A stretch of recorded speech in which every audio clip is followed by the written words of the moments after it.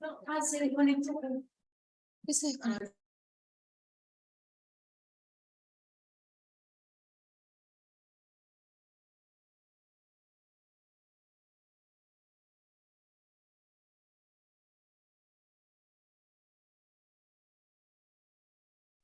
Bueno, bienvenidos a todos. Vamos a dar inicio al Ateneo Central de este martes, presentando los reportes de caso de nuestros residentes.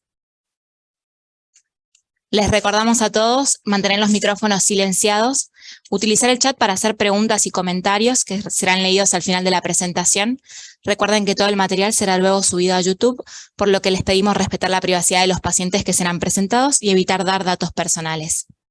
Iniciamos con la presentación de este caso clínico llamado neuroblastoma en paciente adolescente, reporte de un caso, cuyos autores son Galvez Aixa y Recare Delfina. Tutor Alonso Guillermo y Geli Guadalupe.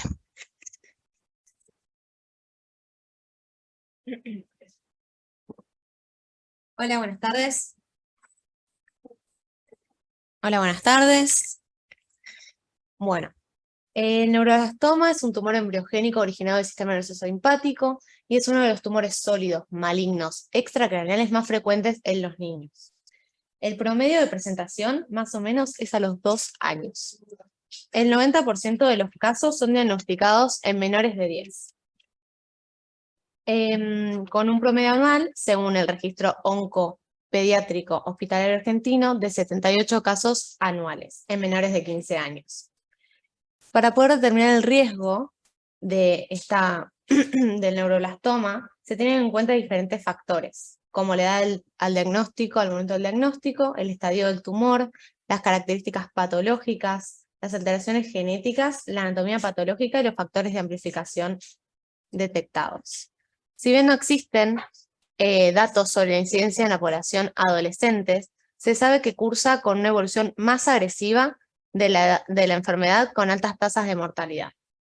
Teniendo en cuenta todas las metodologías terapéuticas, incluyendo la combinación de quimioterapia, radioterapia, resección quirúrgica, trasplante autólogo de células madres hematopoyéticas o inmunoterapia, se alcanza más o menos un promedio de sobrevida global a los 5 años de un 41%. El interés en particular de esta paciente radica en la edad de presentación, ya que la evidencia sobre factores pronósticos y opciones terapéuticas que aseguren una adecuada sobrevida en poblaciones mayores de 10 años es relativamente escasa en comparación con edades menores. El caso clínico es una paciente de sexo femenino de 14 años de edad, sin antecedentes previos, que consultó con su pediatra por presentar una masa cervical izquierda de consistencia duroelástica, adherida a planos profundos, no dolorosa, ¿sí? Y sin otros síntomas acompañantes. En ese momento, y como método inicial, se hace una tomografía cervicotorácica que evidencia una tumoración cervical inferior bilobulada con proyección al tórax. En ese momento es derivada a nuestra institución. En primer lugar, en nuestra institución se realiza una resonancia nuclear magnética cervicotorácica con contraste, en la cual se evidencia una lesión neoformativa en mediastino posterior y región paravertebral izquierda de 54 por 68 milímetros con extensión a hueco supraclavicular y base cervical homolateral. Estas son las imágenes. Se puede observar acá el tumor y en esta resonancia acá se puede observar también. A continuación se realizó el dosaje de catecolaminas séricas y urinarias que fueron negativas. Después se realizó anatomía patológica, donde se evidenció que era un neuroblastoma poco diferenciado. Y como método también de rutina, ¿sí? Se realizó la biología molecular que evidenció la amplificación del N-MYC. Continuando con el proceso de estadificación tumoral, se realizó una PET-TAC, ¿sí? Que evidenció una lesión hipercaptante a nivel del segmento posterior del hueso ilíaco derecho, es decir, que este hallazgo fue compatible con metástasis a nivel de anatomía patológica. Y por otro lado, para terminar la estadificación, se realizó una punción, aspiración de médula ósea, que en este caso fue negativa. Con todos estos factores se pudo arribar que este neuroblastoma de nuestra paciente era un neuroblastoma de alto riesgo, ya sea por la edad, por las metástasis y por la amplificación del NMIC. Por lo tanto, se inició tratamiento quimioterápico con el esquema SAHOP-GALOP 2014, en el cual eran 5 ciclos alternantes entre ciclofosfamida, doxorubicina, vincristina, cisplatino y etopósido, con colecta autóloga de células madre hematopoyéticas, ¿sí? Y luego de esto, luego de finalizar el tercer ciclo, hubo buena respuesta y se realizó una PET-TAC y resonancia que demostraron que había reducción tumoral. Por lo tanto, se discutió en un Ateneo multidisciplinario su resección quirúrgica, que fue llevada a cabo sin complicaciones mayores. Luego de 30 días se realizó el trasplante autólogo de células madres hematopoyéticas, previo a un acondicionamiento con carboplatino, etopósido y melfalán, y luego se realizó la radioterapia, en las cuales se utilizaron 3.600 grays. Por buena tolerancia a todo este tratamiento, se implementó y se dio inicio a la inmunoterapia, luego de la radioterapia, más o menos a los 90 días, en un promedio intervalo esperado de entre 80 y 120 días. Así que 90 días post-consolidación estuvo muy bien. La inmunoterapia fue llevada a cabo con dinutuximab beta y se instauraron 5 infusiones continuas de 10 días combinado con ácido retinoico bioral y 21 días de descanso. Esto fue el primer ciclo y actualmente nuestra paciente se encuentra realizando su segundo ciclo de inmunoterapia sin complicaciones.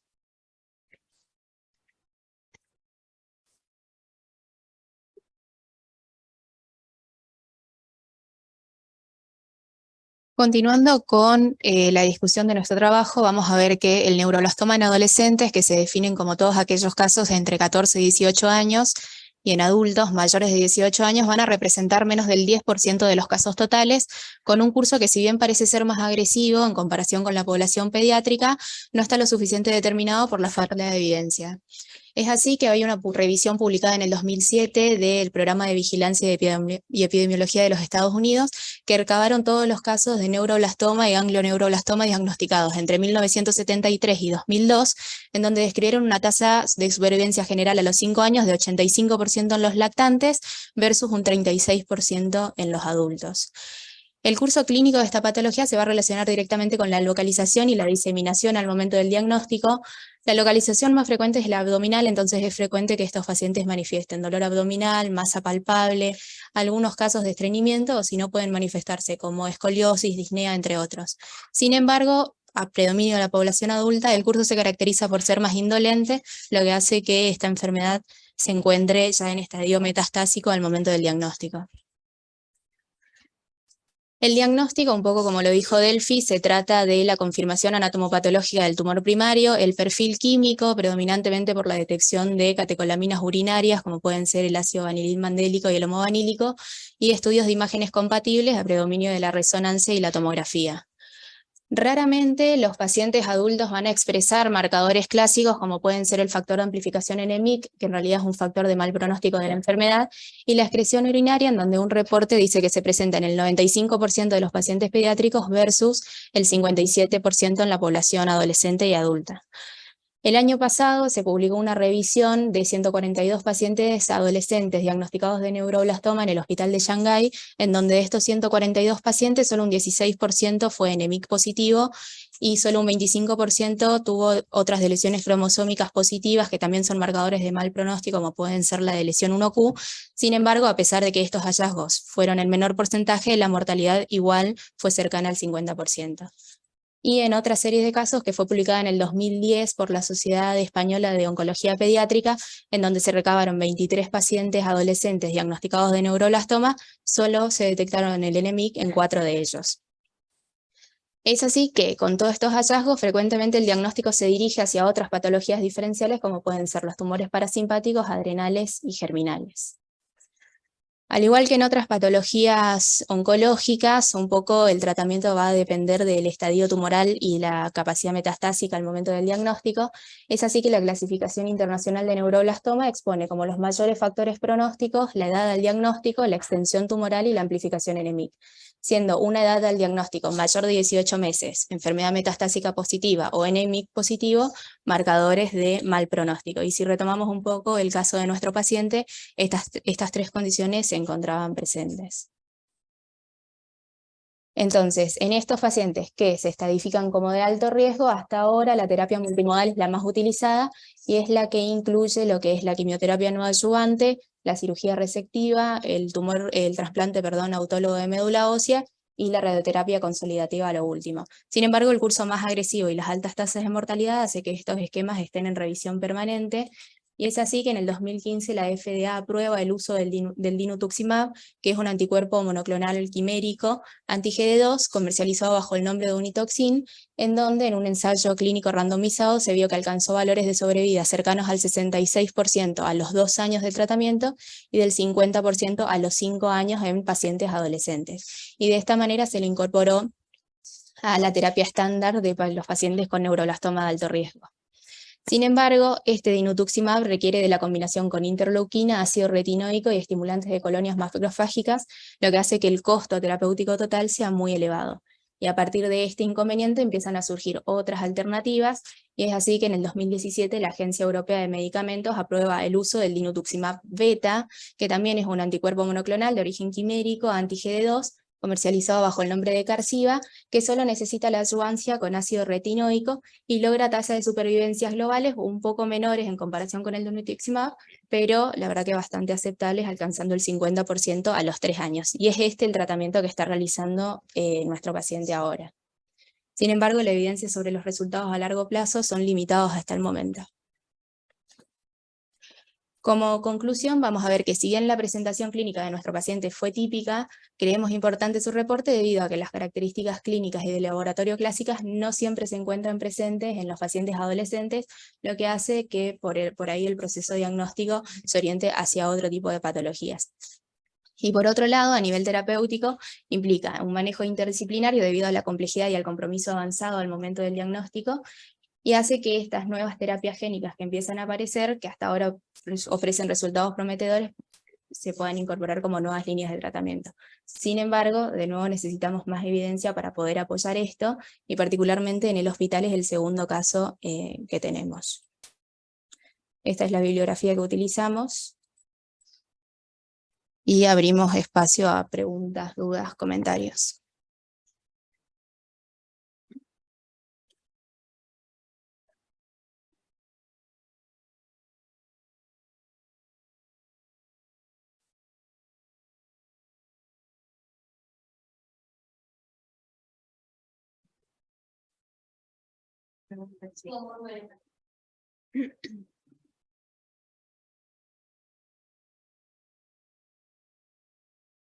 Acá Julián pregunta cuáles son los efectos colaterales de la medicación y si la paciente los presentó y cómo se manejan. La reacción más descrita es el dolor corporal total y las reacciones de hipersensibilidad. Es por eso que con la infusión en los 2 pacientes que estuvimos ahora, la primera internación se hace bajo monitoreo continuo en terapia intensiva pediátrica, y hay un protocolo de sedación con morfina, paracetamol, dipirona, y que se tendría que hacer ante reacciones de hipersensibilidad como única contraindicación, no administrar corticoides. Pero ninguno... Sí, ella tuvo un poco de rash, pero la verdad que el dolor lo manejó muy bien y otras reacciones hasta ahora no las tuvo.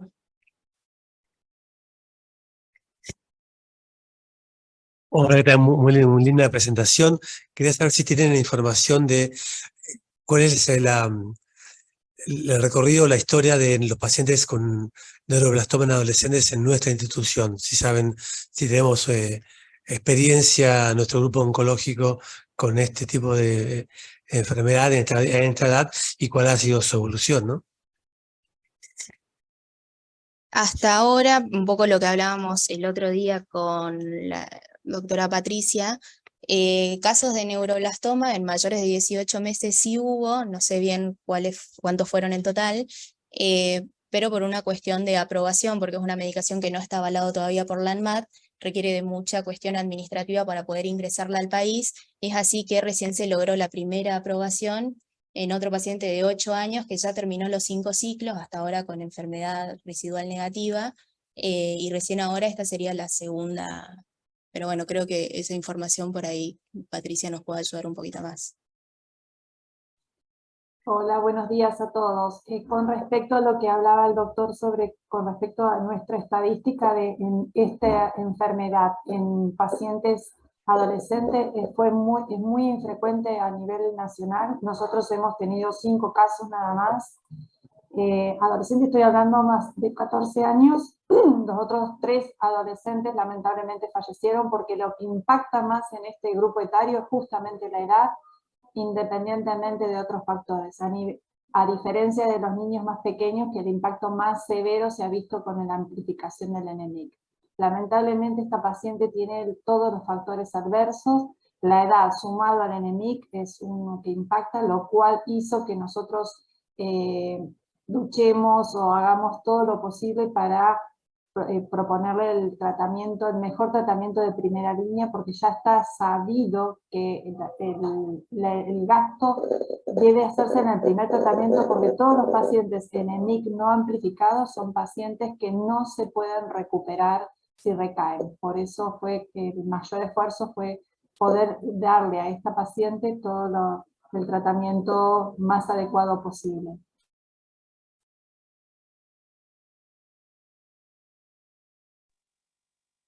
¿Puedo hacer un comentario? Sí. Bueno, primero, chicas, felicitarlas por la prolijidad con la que trabajaron. Fue un placer ayudarlas este tiempo con el case. Y lo otro, un poco para agregar el soporte clínico, digamos, de la droga, que, bueno, como bien dijeron, es nuestro segundo paciente con esto. Las primeras infusiones fueron en terapia de los 2 y el resto fueron en la sala. Y no tuvimos grandes complicaciones más que esto, algún paciente con dolor que como bien dijeron, tienen toda la premedicación, digamos, ya para el soporte de los dolores que puedan llegar a tener, y diarrea, que eso sí hemos tenido en algunos ciclos pacientes que tuvieron diarrea, que está indicado, digamos, en el protocolo de la droga usar loperamida. Nosotros siempre, por supuesto, hacemos un FilmArray previo, porque darle un loperamida a un paciente que está inmunosuprimido, a lo mejor sin un FilmArray, no nos quedamos tranquilos, así que un poco lo que acordamos es hacer FilmArray y eventualmente darle loperamida. A esta última paciente estuvimos a punto de dársela, al final no terminó siendo necesario porque estaba con una diarrea muy persistente, que duró varios días, digamos, que muy acosa. O sea, la verdad que pasó mal un día entero, pero después por suerte se terminó resolviendo. Y del resto no tuvimos otras grandes complicaciones. No sé, Patricia, si algo más sobre las complicaciones clínicas, digamos, pero me parece que no. Sí, y un poquito reforzar ¿por qué el primer ciclo? Porque lo que se ha visto, lo que no ha realizado en el primer ciclo es muy raro, casi imposible que hagan efectos adversos durante los demás ciclos, y eso está descrito, que donde mayor cantidad de efectos adversos hacen la tolerancia, etc., o sea, se mide la tolerancia de la droga, es en el primer ciclo. Por eso hemos consensuado cuando armamos el protocolo de aplicación de esta droga, de que el primer ciclo se haga en terapia intensiva. Una vez que si en el primer ciclo no hace efectos adversos severos, es casi nulo la posibilidad de que hagan efectos adversos severos durante las siguientes internaciones. De hecho, cada vez lo toleran mejor. A mí me gustaría hacer un comentario, perdón que me inmiscuya, pero contado o relatado la infusión de la medicación de esta forma y una vez lograda, no muestra la dificultad y la preparación que necesita poder pasar una droga como esta en un hospital como el nuestro, que bien, si bien contamos con todas las posibilidades, no deja de ser muy importante cómo uno organiza la infusión. no es que la droga llegue y se aprueba y uno puede pasarla. Patricia le llevó bastante reuniones con la gente de dolor, de farmacia, entrenar a la gente que la iba a pasar y los efectos adversos, que bueno, a lo mejor está bueno saberlo, y a lo mejor nos puede relatar un poquito ella, pero traer una medicación para infundir de esta clase y con estos cuidados al hospital, si bien este es el hospital que lo puede hacer y tiene las características, requiere de una organización que es sobre todo multidisciplinaria, no es solamente la indicación que hacemos nosotros, ¿no? Como oncólogos, de poder brindarle al paciente este tipo de tratamiento.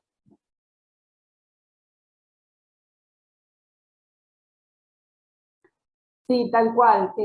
Por eso hemos armado un protocolo que siempre, cada vez que se interna el paciente, lo adosamos a la historia clínica, que es armado con agente de dolor, inclusive enfermería, terapia intensiva y todo, como para llegar al consenso de cómo manejar esta medicación. Pero por suerte lo hemos logrado y comparto con Diana, si hay un hospital, como yo decía cuando planteaba de usar esta droga, si hay un hospital que se puede utilizar este tipo de medicación, es este, justamente, porque contamos con todo el apoyo de todo el equipo para poder llevarlo adelante, y bueno, por ahora nos está yendo muy bien, y bueno, y para nosotros es un gran logro.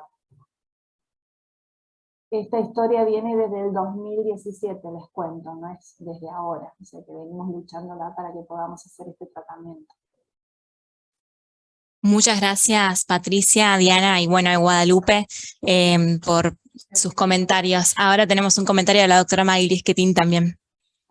No, yo quería felicitar a las chicas por la presentación y hacerles un comentario en relación a la conclusión, que hablan de la terminología terapia génica, y en realidad estos anticuerpos monoclonales y la inmunoterapia sería una terapia biológica, ¿sí? Porque una terapia génica es la que reemplaza o repara un gen que es defectuoso, como por ejemplo la reposición de un gen a través de un vector viral, que ya hay unos casos, pero en este caso sería una terapia biológica, este caso. No, para aclarar eso. Muchas gracias. Bueno, si no hay más comentarios, pasamos a la próxima presentación, llamada Uso de Ruxolitinib en paciente con H agudo en piel, reporte de un caso, cuyos autores son Sofía Palicé y María Victoria Mora. Ay, Sofía Bayot, perdón, tuvimos un error acá. Su tutor fue Julián Llera y la doctora Diana Altuna. Bueno, buenas tardes. Sabemos que la enfermedad de injerto contra huésped es una complicación que contribuye en gran manera a la mortalidad asociada al trasplante de progenitores hematopoyéticos alogénicos, y que la incorporación del ruxolitinib como tratamiento recomendado para la AIDS es reciente, por lo que su experiencia en la práctica clínica resulta de especial interés. Se presentará un paciente de 11 años con diagnóstico de leucemia linfoblástica aguda B común, que fue derivado hacia nuestra institución para realizar trasplante alogénico de médula ósea, intercurriendo con H agudo en piel grado 2, córtico resistente, continuando el tratamiento con ruxolitinib con buena respuesta a la misma. De esta manera, el uso de ruxolitinib en pacientes pediátricos con H cutánea aguda parece ser un tratamiento prometedor y seguro. Si bien se necesitan más estudios para evaluar la eficacia y seguridad a largo plazo del tratamiento, los resultados y la evidencia clínica, por lo menos en esta oportunidad, resultan prometedores. Vamos a presentar a nuestro paciente, que es un paciente masculino de 11 años de edad, oriundo de Neuquén, que consulta en ciudad de origen por astenia, palidez, anorexia y dolores óseos de 2 meses de evolución. En su ciudad de origen se realiza una pamodiagnóstica, haciendo el diagnóstico de esta LLAB común con compromiso inicial del sistema nervioso central. En ciudad de origen el paciente recibe quimioterapia según protocolo GATLA-ALIC 2010, y se clasifica como alto riesgo al día 15 por presentar enfermedad mínima residual con un porcentaje de 89,8% de blastos y un citogenético complejo. Es por este motivo que se decide su derivación hacia nuestra institución para el trasplante alogénico en médula ósea. En nuestra institución, el paciente realiza un periodo de acondicionamiento de 5 días, en los cuales los primeros 4 recibe irradiación corporal total y al 5.º día etopósito, realizándose al 6.º día el trasplante de células progenitoras hematopoyéticas con un donante histoidéntico no relacionado. Al día 1, posterior al trasplante, nuestro paciente comienza su profilaxis con H con tacrolimus ajustado a dosis, y al día más 11 realiza engraftment de neutrófilos y plaquetas. En este momento, nuestro paciente cursa con algunas intercurrencias, con neutropenia febril y tifilitis con colecciones intraabdominales, en los cuales se decide colocar también un catéter venoso central para nutrición parenteral por haber permanecido en ayuno por más de 5 días. Posterior al engraftment, aproximadamente al día 7, nuestro paciente comienza con un rash eritematoso micropapular en región malar y tórax que respetaba palmas y plantas, sin otras lesiones asociadas como podían ser pápulas, vesículas, nódulos, que se interpretan en un primer momento como secundario a una farmacodermia por vancomicina.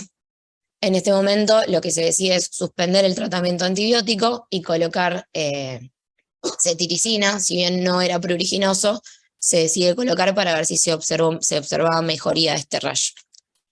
La realidad es que las lesiones progresan apareciendo en palmas y plantas, con aparición de vesículas, y ahora sí aparece prurito. En ese momento lo que se decide es hacer una interconsulta con dermatología, quienes realizan una biopsia en piel, diagnosticando H grado 2 y comenzando el tratamiento inicial con meprednisona a 2 miligramos kilo día. Más allá del tratamiento, nuestro paciente evoluciona con progresión de las lesiones, con empeoramiento del eritema, edema en palmas y plantas y miembros inferiores, prurito y ardor intenso. En ese momento lo primero que se intenta hacer es administrar cremas emolientes y con corticoides locales, pero sigue progresando hasta llegar a la imposibilidad para deambular.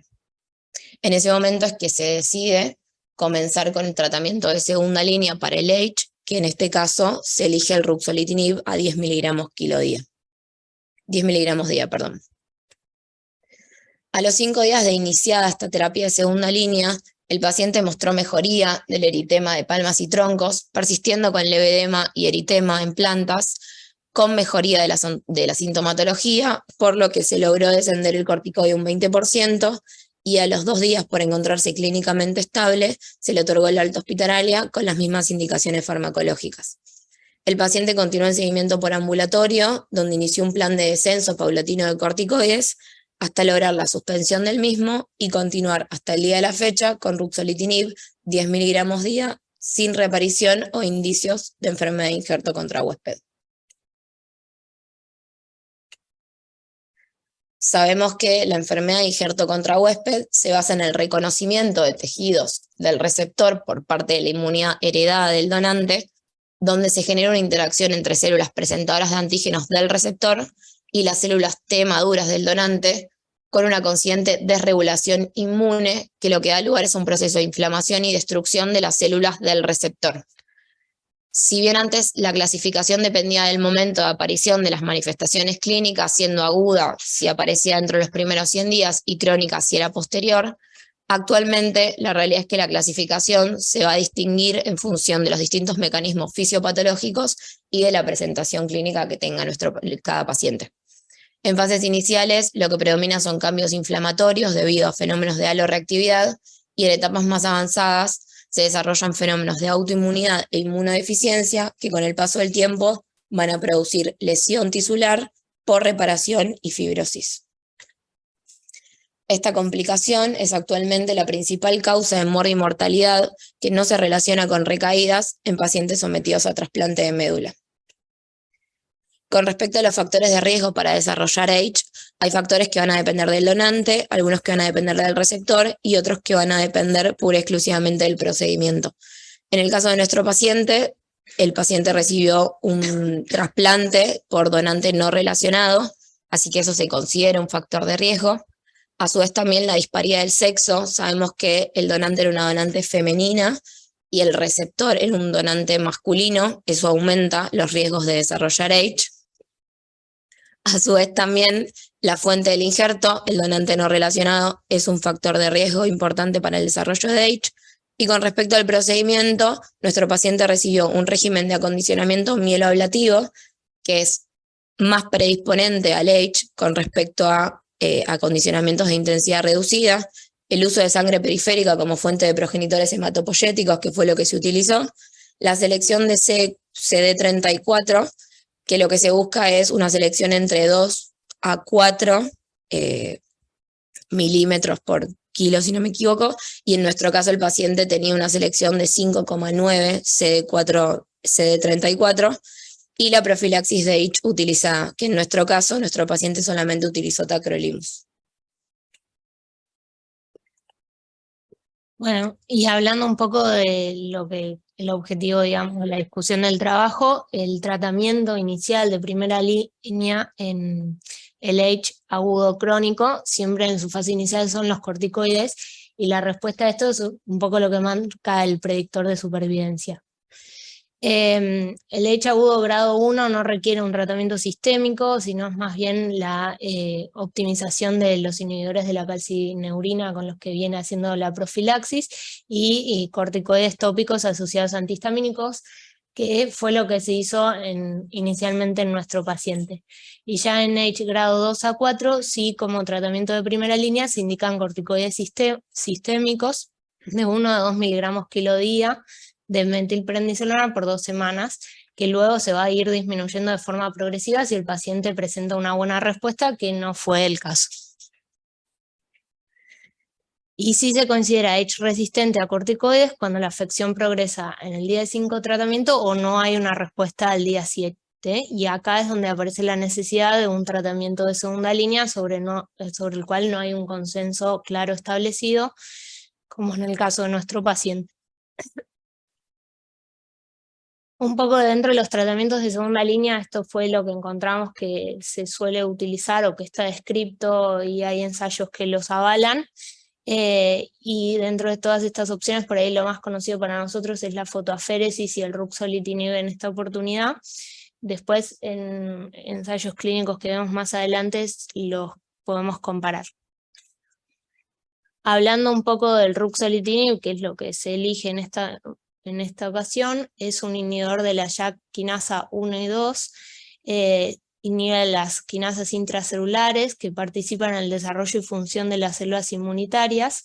Inicialmente fue aprobado para mielofibrosis y policitemia vera, y en lo que se basaba el tratamiento es en la acción supresora que tenía sobre citoquinas proinflamatorias como interleuquina 1, 6, TNF, alfa, interferón gamma.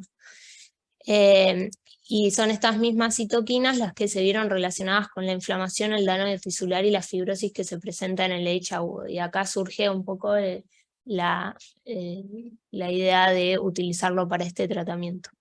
Además, actúa sobre la diferenciación de maduración y producción de citoquinas a nivel de células dendríticas y no solamente de las células T como la mayoría de los inmunosupresores convencionales.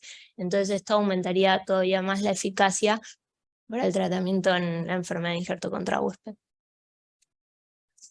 Hay pocos estudios que evalúan eficacia y seguridad de este tratamiento exclusivamente en pacientes pediátricos, y dentro de estos de pacientes pediátricos hay varios ensayos que todavía están abiertos, así que por eso no hay tanta evidencia y nos parece relevante traer este caso donde vemos que fue una gran elección.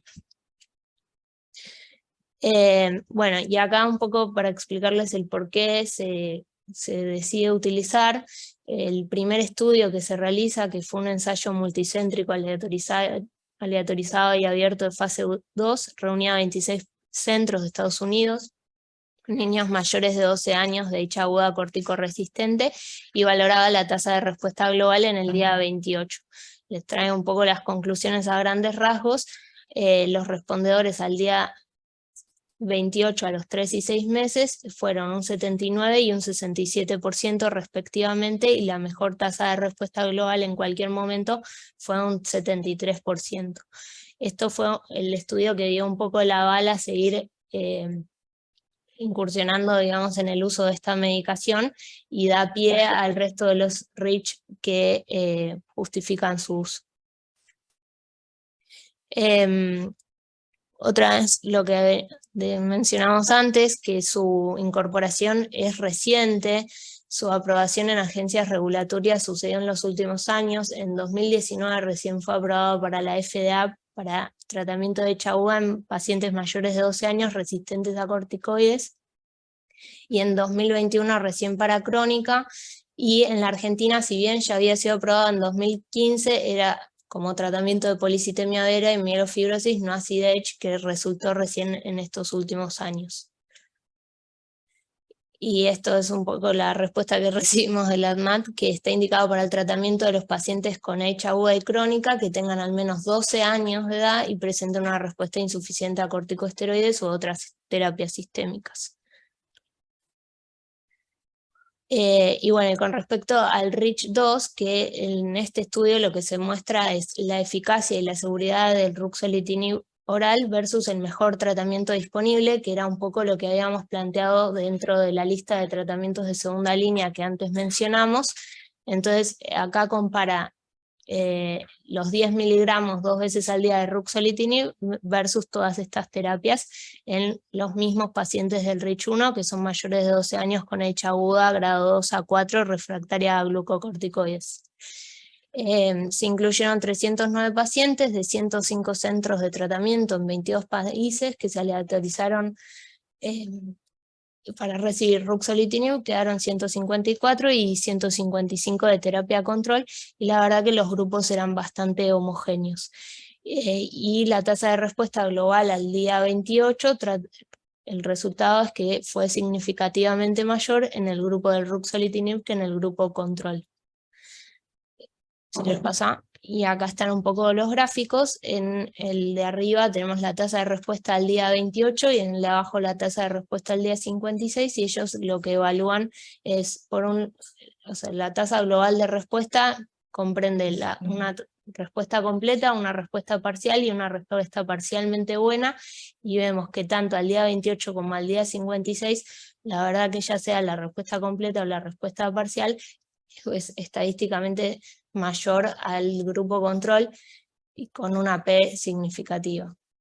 Y dentro del anexo suplementario del ensayo clínico está específicamente descrito en cada órgano afectado por el H, y en el de piel lo que se ve también es que lo dividen por grados, y si bien no había números estadísticos, muestra que hay una diferencia significativa entre los que usaron ruxolitinib versus la mejor terapia disponible, y en especial en los grados más avanzados, que son los más oscuritos, de H. Bueno, y como efectos adversos, también acá se estudió en un tercer ensayo clínico, el REACH-3, y esta es la tabla de un poco todo lo que describe y lo que fueron encontrando, y como efectos adversos más comunes y comparativamente con el grupo control que más presentaron fueron citopenias, disfunción hepática, reactivación de infecciones virales, infecciones bacterianas o fúngicas y edemas periféricos, aunque con baja frecuencia. Con respecto a nuestro paciente, la verdad que disfunción hepática no presentó, sí presentó una reactivación de citomegalovirus, pese a haber estado recibiendo tratamiento profiláctico con aciclovir.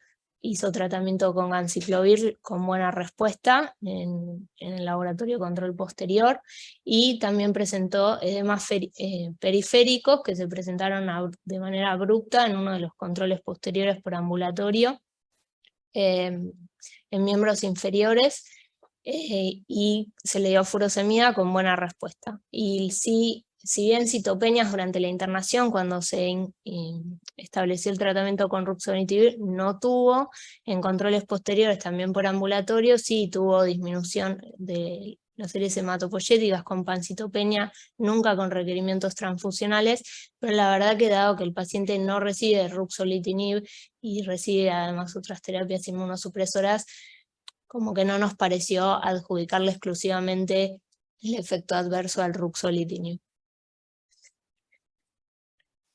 Bueno, y un poco en conclusión, el uso de ruxolitinib en este paciente tuvo buenos resultados con escasos efectos adversos, los cuales pudieron ser tratados sin mayores complicaciones. Si bien sabemos que se necesitan más estudios para evaluar la eficacia y seguridad a largo plazo del tratamiento, los resultados hasta el momento, por lo menos en esta oportunidad, fueron prometedores. Y sabemos que la capacidad de tratar H. cutánea de manera efectiva puede mejorar significativamente la calidad de vida de los pacientes y prevenir complicaciones graves. Acá les compartimos la bibliografía y dejamos espacio a preguntas.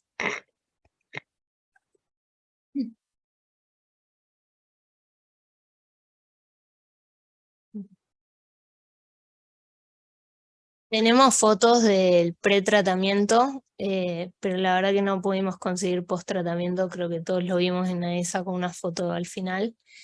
Y bueno, y con respecto a cuánto tiempo usará esta medicación, la verdad que desconozco, no sé si alguien de Diana o alguien.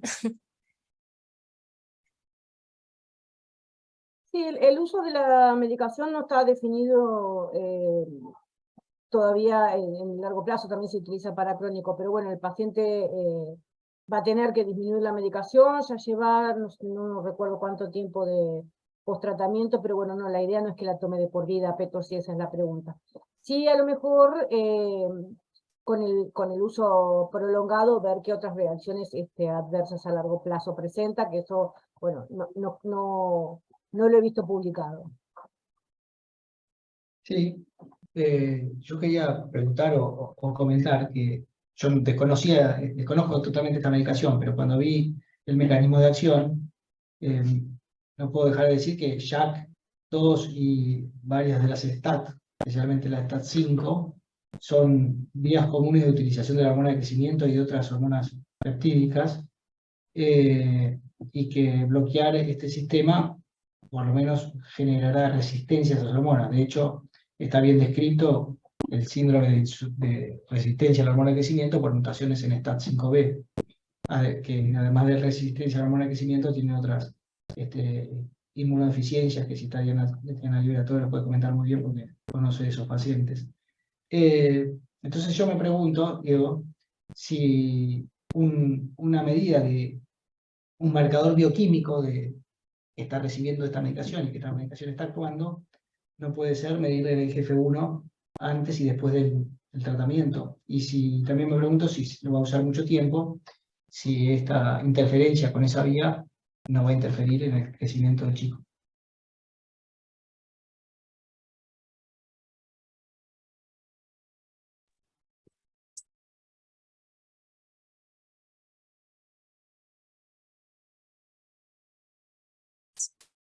Yo no te puedo responder, Guillermo. Averiguaremos si en este momento están haciendo controles de ese tipo a los pacientes de los estudios que hemos mencionado. Y después te cuento.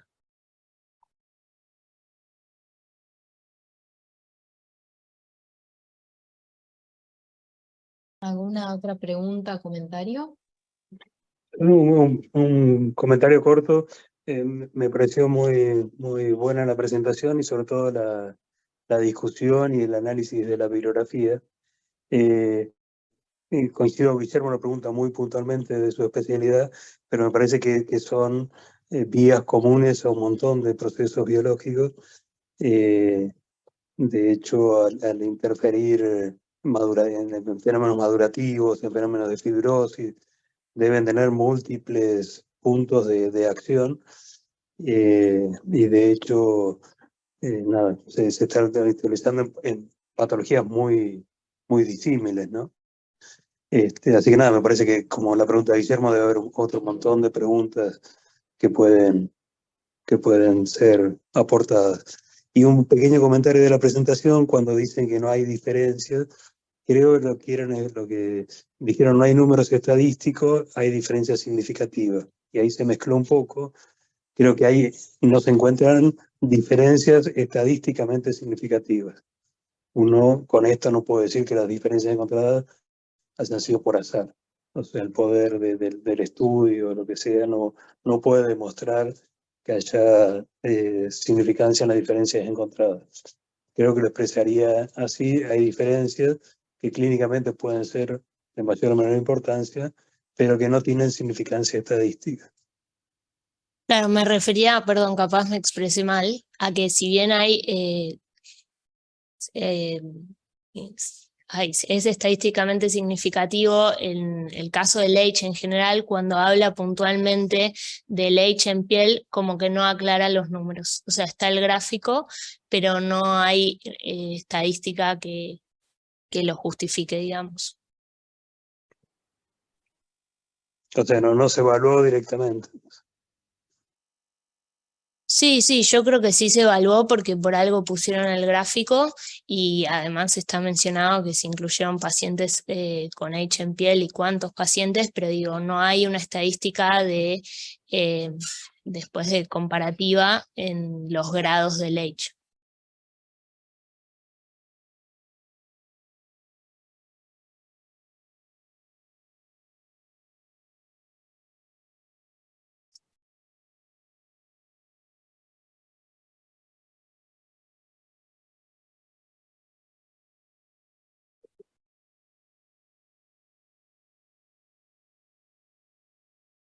¿Alguna otra duda o comentario? Si no, damos por finalizado.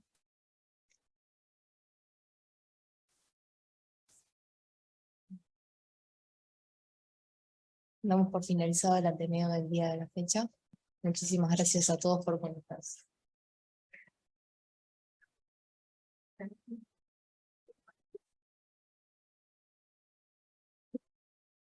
El silencio.